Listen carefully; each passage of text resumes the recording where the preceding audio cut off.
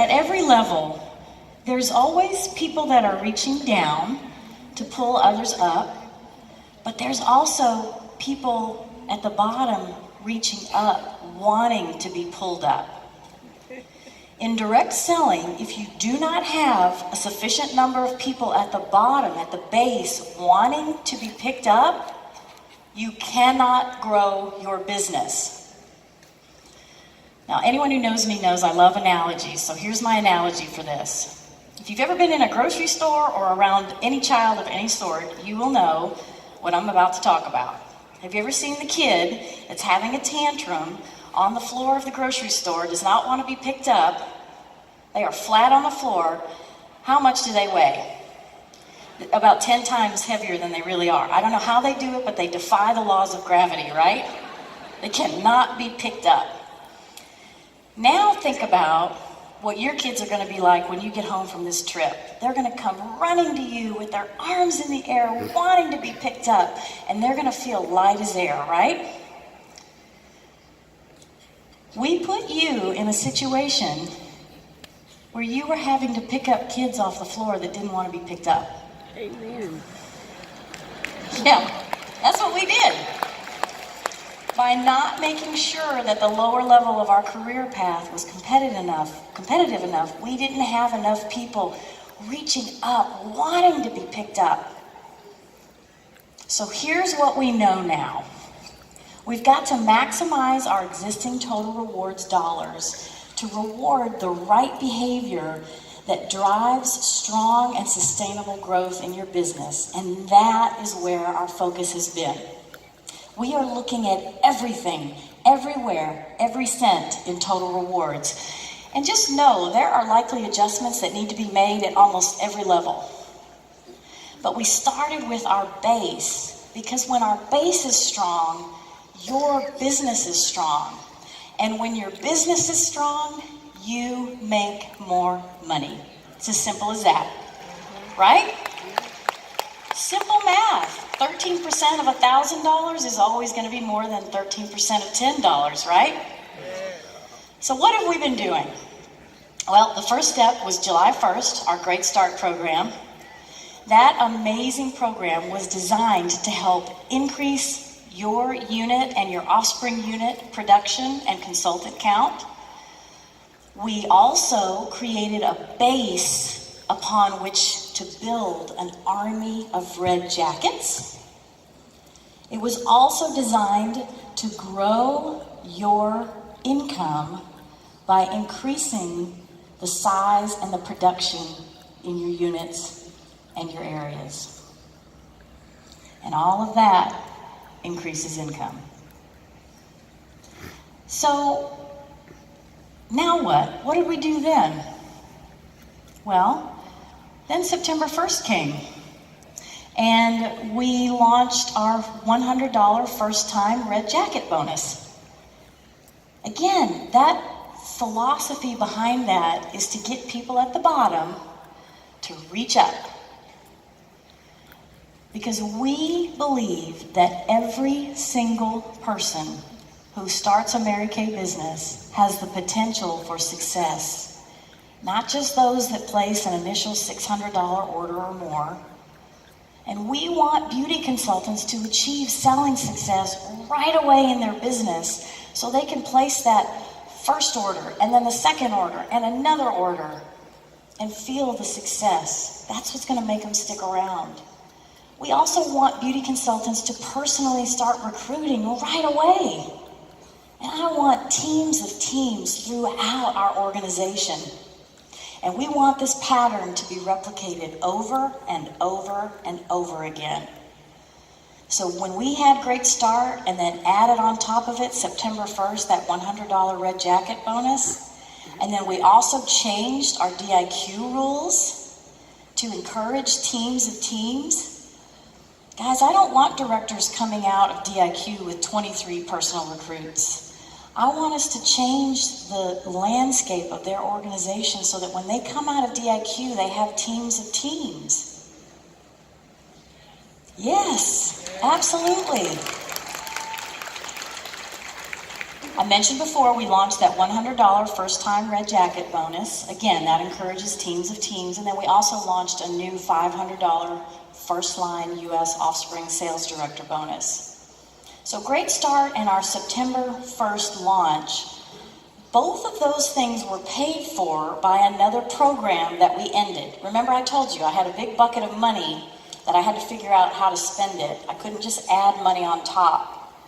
So we ended Biz Builders, which our research showed was not driving or creating the right behavior or any behavior really. And we used that money to pay for Great Start, the red bonus, everything we did up to September 1st. Yeah. So then January 1st came. Happy New Year. Yeah. We increased the earning potential of Star Team Builders. What does that do? Well, two things. One, it continues to encourage them to reach up. It also starts teaching them the right skills about how to manage team production at an early stage in their business. So that if they choose to move on to become a sales director, they've been already building that skill. So now they have the opportunity to earn up to 8% on their personal team production. But we didn't stop there. January 1st also brought our incredible Destination Red Mary Kay vacation. Yes. Guys, do you realize this is the first time in the history of our company that we have done anything like this? Yeah.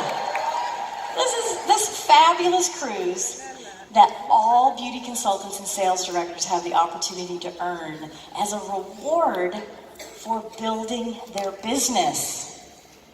That's the cool thing about it. It's not just about the cruise itself. It's about the behavior and the momentum that is created during this time for the qualification period that will carry them on even beyond that cruise. So what's the why behind everything that we're doing? Well, we want every single beauty consultant, every single one who starts a Mary Kay business to have a clear and lucrative path to follow from the beginning. I want her reaching up. We also want them building the right skills along the way so they are ready if they choose to move towards team leader and DIQ. And as the development of new Star Team Builders increases, team production increases, and sales director and national sales director earnings increase. It's a win-win for everyone. But here's the thing. For all of this work we're doing with this strategy to work in growing the business which grows your income, the right behavior has to exist at every level within our organization. Now, we've continued to do interviews after the launch of Great Start, after the launch of the Red Bonus, and we're seeing some early signs that the right behavior isn't quite happening yet. Old habits die hard, right? So I have some deep questions that I want you to ask yourself as leaders. Are your unit members team builders, or are they just lead generators? Are you the ones personally building all the red jackets in your unit? Or are your unit members empowered to do it themselves? Let me ask this in a different way that's kind of funny. If you wanted a large family, would you rather birth 20 children personally yourself? Or would you rather have 2 children who then have 2 children who then have 2 children and so forth and so forth? Now, I've never even had kids, and I know the answer to this one. Okay, so just to hammer this home, I want to do a quick exercise. Joining me on stage are 2 incredible Mary Kay employees. They're going to play the role of my sales directors today. On my right, I have Christina Reed. She is a manager in our Salesforce education team, and she is so brilliant and amazing. Thank you for being here, Christina. And on my left, I have Courtney Devlin. She is a manager in our Total Rewards group. And I have to say, for those of you who have been around a while, her father is Larry Harley, so she is a legacy in Mary Kay. Thank you for being here, Courtney. So let me tell you a little bit about my directors. Christina, she likes to do everything herself. She believes that she's the only one in the unit who really has the skills to recruit and team build. So she believes everyone's just got to bring them to her so that she can close the deal. She's the one that does the team building appointments, nobody else. Now Courtney, she has a different philosophy. She knows that she needs to replicate herself and that she needs to empower her unit members to learn on their own with her help, but to learn how to do their own team building appointments. So let's just see what it looks like when these two women start growing their unit. So Christina, we know we're focused on red, so I want you to get a star team builder. Build a star team builder, bring her on your team. Courtney, I want you to do the same thing. Get yourself a beautiful little star team builder built. Okay, so far so good. Now, Christina, you do everything yourself. So even though you have this beautiful, brilliant star team builder standing next to you, she's going to stay behind, and you yourself are going to build the next star team builder. Okay? Courtney, you empower your star team builder. So Kristen and you are both going to build star team builders.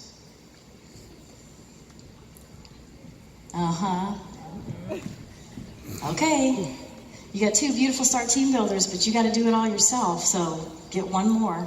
Just you, just you. Now, I want all four of you to get a star team builder. Yeah, that's a happy team. All right, now just take a look at the number of people on each side, right? It's pretty obvious which way to go, right? But I also want to take a look at this graphically just to see what these teams look like in structure. So let's take a look at Christina's team. One level, all her. Now let's look at Courtney's team. Teams of teams. So by empowering and replicating herself, she is building the structure that creates strength and sustainability in her unit. Let's give our directors and our beautiful star team builders a huge